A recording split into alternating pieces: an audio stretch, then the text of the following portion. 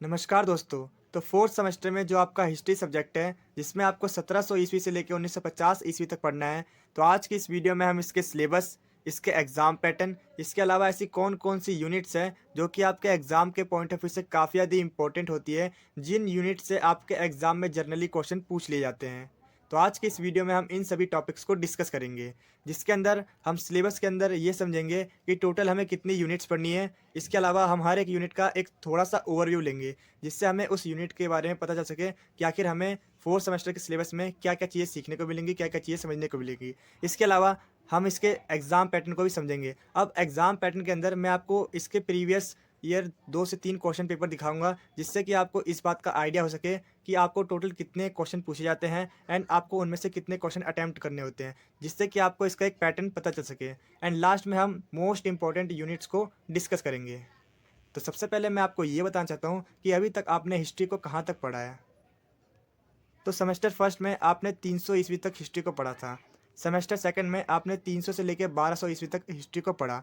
End semester third में आपने 1200 ईस्वी से लेकर 1700 ईस्वी तक हिस्ट्री को पढ़ा। तो आप देख सकते हो किस तरीके से जो हिस्ट्री है वो एक सीक्वेंस में चल रही है। और वहीं अगर मैं फोर्थ सेमेस्टर की बात करूँ, तो इसमें आपको 1700 ईस्वी से लेकर 1950 ईस्वी तक पढ़ना है। तो ओवरऑल आप ये कह सकते हो कि इस पूरी हिस्ट्री में हमें यही बताया जाता है कि इंडिया पर किन किन शासकों ने अपना अपना शासन किया, और वो जो शासक थे उनका टाइम पीरियड कितना था, यानी कि उनका शासन करने का जो समय काल था वो कितना था। अगर मैं एग्जांपल की बात करूँ, तो यूनिट फर्स्ट एंड सेकंड में आपने देखा था कि भारत पे कितने सारे जो राजा महाराजा थे जिन्होंने अपना शासन चलाया, ठीक है। तो भारत के जितने भी जो राजा महाराजा थे उनका एक अलग टाइम पीरियड था। वहीं सेमेस्टर थर्ड में हमने क्या देखा, किस तरीके से मुगल एम्पायर इंडिया में एंटर करते हैं एंड उसके बाद वो अपना एक्सपेंशन करते हैं इंडिया के अंदर, और धीरे-धीरे पूरे इंडिया पर अपना कब्ज़ा कर लेते हैं। तो इस टाइम हम क्या देखते हैं कि किस तरीके से मुगल एम्पायर अपना एक्सपेंशन करते हैं इंडिया के अंदर, एंड यहाँ पर हमें मुगल टाइम पीरियड देखने को मिलता है।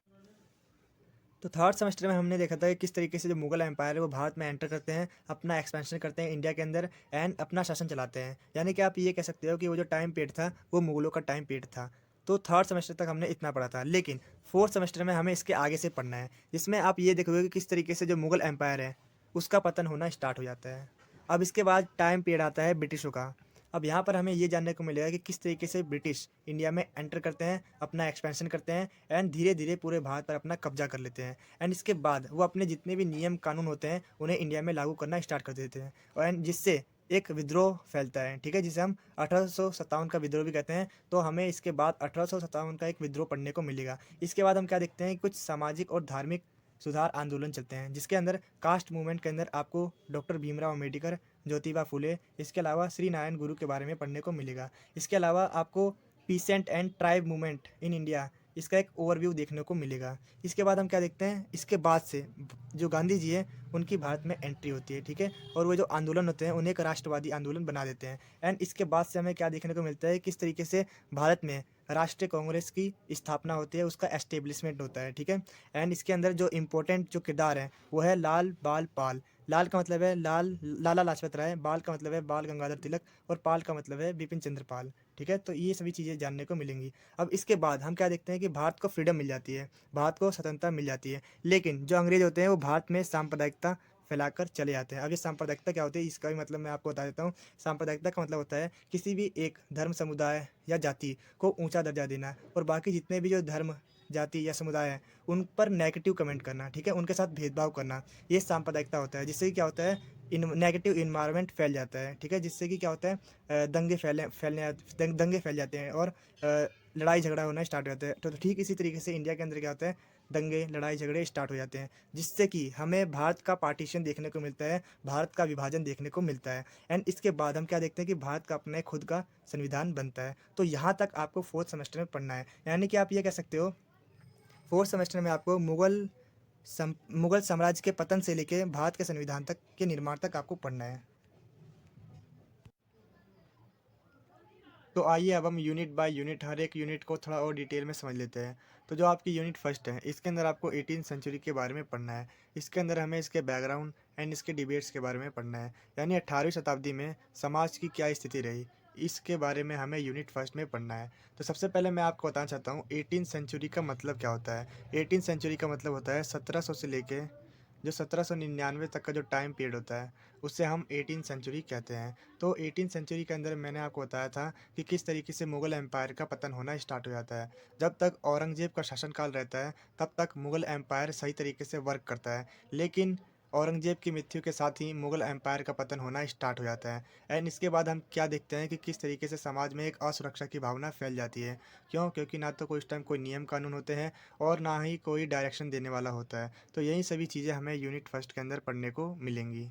इसके अलावा काफ़ी सारे जो इतिहासकार हैं उन्होंने अपने अपने ओपिनियन दिए हैं 18 सेंचुरी को लेके। तो इन्हीं के बारे में हमें और डिटेल में समझना है। तो ये तो मैंने बात कर लिया यूनिट फर्स्ट के बारे में। तो आइए अब हम जानते हैं यूनिट सेकंड में हमें क्या क्या चीज़ें जानने को मिलेंगी। तो यूनिट सेकंड में हमें पढ़ना है expansion and consideration of British power. इसमें हम पढ़ेंगे कि किस तरीके से जो ब्रिटिश हैं वो भारत में एंटर करते हैं एंड अपना एक्सपेंशन करते हैं भारत के अंदर, एंड धीरे धीरे किस तरीके से वो पूरे भारत पर अपना कब्जा कर लेते हैं। And special reference to the Bengal. तो जैसे कि आपको पता होगा जो ईस्ट इंडिया कंपनी है यानी कि जो ब्रिटिश हैं वो बंगाल के थ्रू यानी कि व्यापार के उद्देश्य से बंगाल के थ्रू इंडिया में एंटर करते हैं एंड धीरे धीरे पूरे इंडिया पर कब्जा कर लेते हैं। इसके अलावा हमें इसमें मैसूर, मराठा और पंजाब के बारे में भी पढ़ने को मिलेगा। ठीक है, मैंने हिंदी में भी इसको डिटेल में आपको आंसर ये जो आज का सिलेबस है वो प्रोवाइड कर दिया है। जैसे कि मैसूर का उत्थान और पतन, पंजाब का उत्थान और पतन। ठीक है, इसी के अंदर हमें पानीपत का युद्ध के बारे में मिलेगा और जो प्लासी का युद्ध है उन सभी चीज़ों की जो डिटेल है वो आपको यूनिट सेकंड में पढ़ने को मिलेगी। तो आइए अब हम बात कर लेते हैं यूनिट थर्ड के बारे में।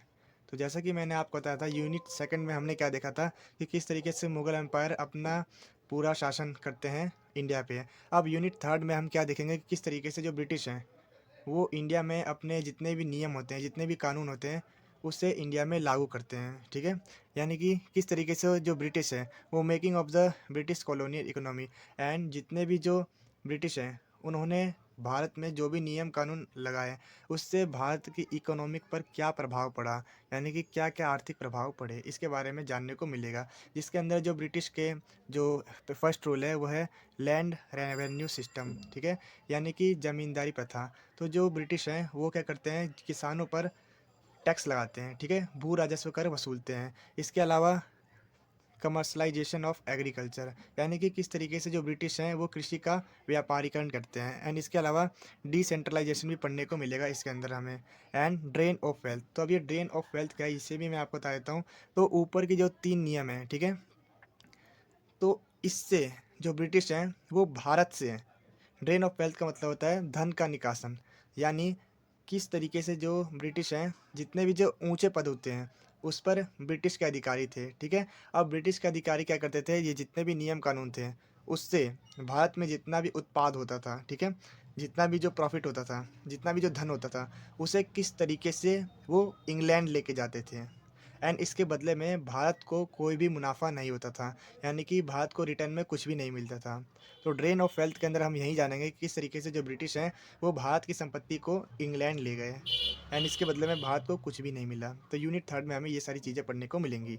तो आइए अब हम बात कर लेते हैं यूनिट 4 के बारे में।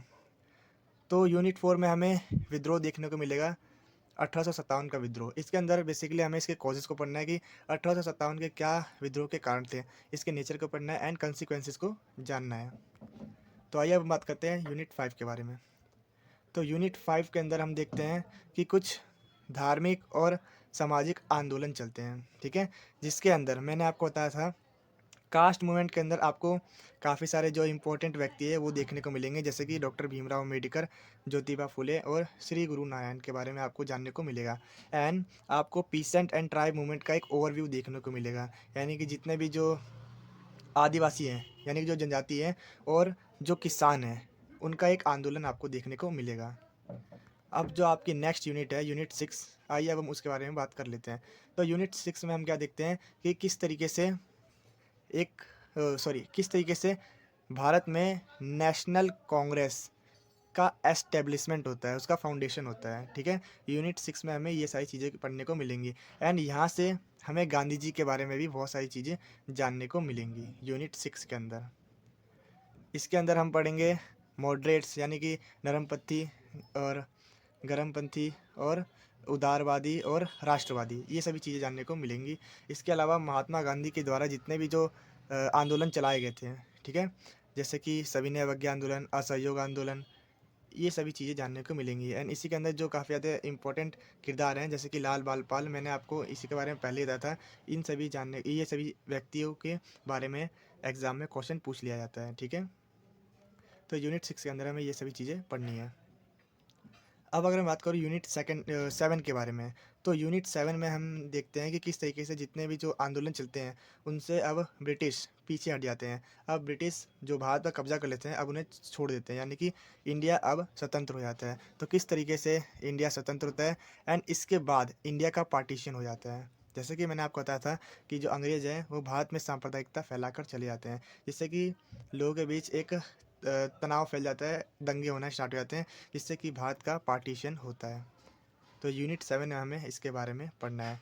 एंड यूनिट 8 में हमें पढ़ना है भारत के संविधान के बारे में, ठीक है, मेकिंग ऑफ द कॉन्स्टिट्यूशन, इसके बारे में आपको पढ़ना है। यूनिट 8 से बेसिकली आपके शॉर्ट टाइप क्वेश्चन आंसर पूछे जाते हैं, जैसे कि संविधान सभा की बैठक कब हुई, बस ये सब चीज़ें पूछे जाते हैं, ठीक है।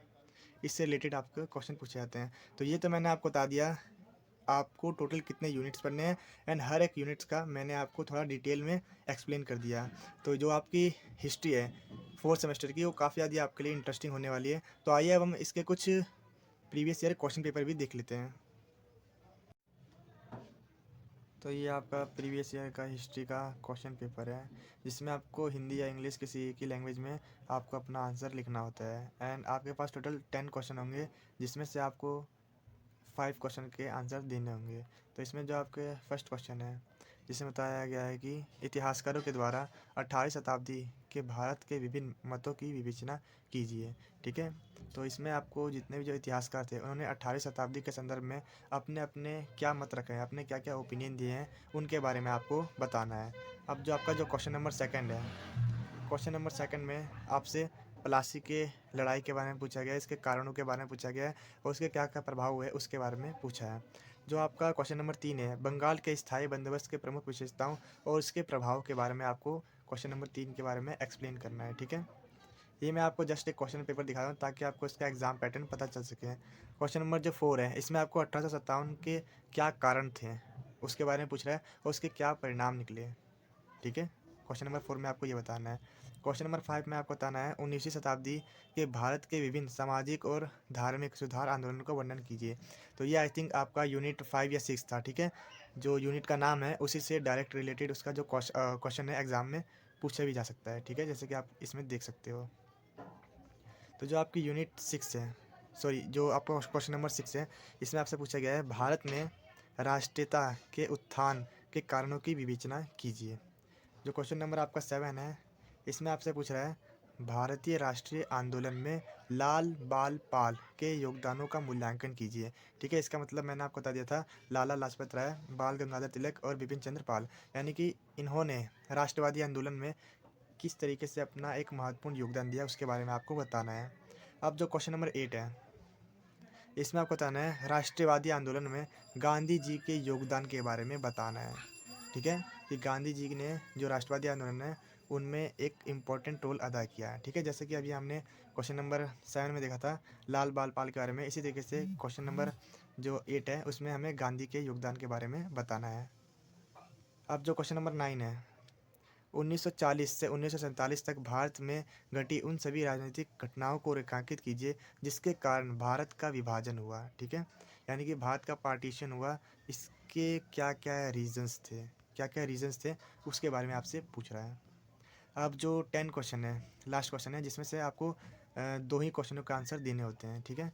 तो इसमें आपका आ गया एक पानीपत का तृतीय युद्ध 1961 के बारे में बताइए, ठीक है, टिप्पणी कीजिए, या फिर सहायक संधि प्रणाली के बारे में बताइए, या फिर महाराजा रंजीत सिंह के बारे में बताइए, या फिर जो संविधान सभा की बैठक हुई थी 1946 उसके बारे में बताइए, ठीक है। तो इसके अलावा एक और मैं आपको क्वेश्चन पेपर दिखाता हूँ। तो ये एक और क्वेश्चन पेपर है आपके सामने। इसमें जो फर्स्ट क्वेश्चन है, प्लासी और बक्सर के युद्ध के कारणों और महत्व का विवेचन कीजिए, ठीक है। जो क्वेश्चन नंबर सेकंड है, बंगाल के स्थायी बंदोबस्त के परिणाम दूरगामी थे, क्या आप इस बात से सहमत हैं, ठीक है। अब जो क्वेश्चन नंबर 3 है, 1857 के विद्रोह के कारण क्या कहते हैं और उसके क्या क्या परिणाम हुए, इसके बारे में आपको एक्सप्लेन करना है, ठीक है। जो क्वेश्चन नंबर 4 है, इसमें आपको बताना है 19वीं शताब्दी में भारत में हुए महत्वपूर्ण विकासों के रूप में ब्राह्मण समाज और आर्य समाज पर आपको एक निबंध लिखना है। ठीक है। अब जो आपका क्वेश्चन नंबर 5 है, इसमें आपको बताना है कृषक और जनजातीय आंदोलन वास्तविक चिंताओं के कारण शुरू हुई, टिप्पणी कीजिए। ठीक है। जो जिसमें मैंने शायद आपको यूनिट 6 में आपको बताया था पीसेंट एंड ट्राइब मूवमेंट के बारे में आपको इसमें एक्सप्लेन करना है। ठीक है। जो आपके क्वेश्चन नंबर 6 है, प्रारंभिक राष्ट्रवाद भारत में औपनिवेशिक शासन के अंतर्विरोधी का परिणाम था। इसमें आपको विस्तार से बताना है। ठीक है। ये जस्ट मैं आपको इसका एक पैटर्न बताने की कोशिश कर रहा हूँ। ठीक है। इसे डिटेल में हम यूनिट बाय यूनिट जब चैप्टर करेंगे, जब यूनिट करेंगे तो उसमें आपको और अच्छे से समझ में आ जाएगा। नेक्स्ट क्वेश्चन है आपका, गांधी और उनके आंदोलन जन राष्ट्रवाद का एक उपयुक्त उदाहरण है, व्याख्या कीजिए। ठीक है। यानी कि आप इसमें गांधी जी के द्वारा जितने भी आंदोलन चलाए गए थे उनके बारे में एक्सप्लेन कर दे रहा है। ठीक है। और गांधी जी का जो राष्ट्रवाद में क्या क्या इंपॉर्टेंट रोल रहा उसके बारे में आपको बताना है। अब जो क्वेश्चन नंबर 8 है आपका, आधुनिक भारतीय इतिहास में डॉक्टर भीमराव अंबेडकर के योगदान के बारे में आपको बताना है कि उनकी क्या भूमिका रही। ठीक है। क्वेश्चन नंबर 9 है आपका, was it communism of communism politics which led to the partition of India. यानी कि इसमें ये पूछा जा रहा है कि जो सांप्रदायिकता है वो भारत के पार्टीशन का कारण था। ठीक है। उसके बारे में आपको एक्सप्लेन करना है। इसमें एक क्वेश्चन रह गया है तो वो आप देख लेना। बेसिकली आपको इसका पैटर्न तो पता ही चल गया होगा कि किस तरीके से इसका एग्ज़ाम पैटर्न रहता है। ठीक है। तो आइए अब हम बात कर लेते हैं इसके मोस्ट इंपॉर्टेंट यूनिट्स के बारे में। तो अब अगर मैं इसके मोस्ट इंपॉर्टेंट यूनिट्स की बात करूं जहां से जनरली आपके एग्ज़ाम में क्वेश्चन पूछ लिए जाते हैं, तो इसके अंदर जो आपका यूनिट 4 है, 1857 के विद्रोह के बारे में आपसे एग्ज़ाम में जनरली पूछ लिया जाता है। इसके क्या क्या कारण थे एंड इसके परिणाम क्या क्या निकले। ठीक है। यहाँ से क्वेश्चन आपके एग्ज़ाम में बनता ही बनता है। ठीक है। जनरली आपके एग्ज़ाम में क्वेश्चन पूछ लिया जाता है। इसके अलावा आप यूनिट फर्स्ट करके जाओगे। ठीक है। एंड यूनिट 5 आप कर लेना। ये इंपॉर्टेंट आपको बता रहा हूँ यूनिट्स, इन्हें आपको अच्छे से करना है। ठीक है। क्योंकि यहाँ से भी जो क्वेश्चन है वो जनरली आपके एग्ज़ाम में पूछ लिए जाते हैं। इसके अलावा आप ये 3 यूनिट मैंने बता दिया। ठीक है। टोटल 8 यूनिट है तो कम से कम आप 5 से 6 यूनिट ज़रूर करके जाना। ठीक है। अब जो यूनिट 6 कर लेना इसके बाद आप, और यूनिट 7 कर लेना। ठीक है। तो ये सभी आपकी इम्पोर्टेंट यूनिट्स रहेंगी आपके एग्ज़ाम के पॉइंट ऑफ व्यू से। तो आज की वीडियो में बस इतना ही। अगर वीडियो अच्छी लगे तो इसे लाइक शेयर कमेंट्स ज़रूर करें। Thank you.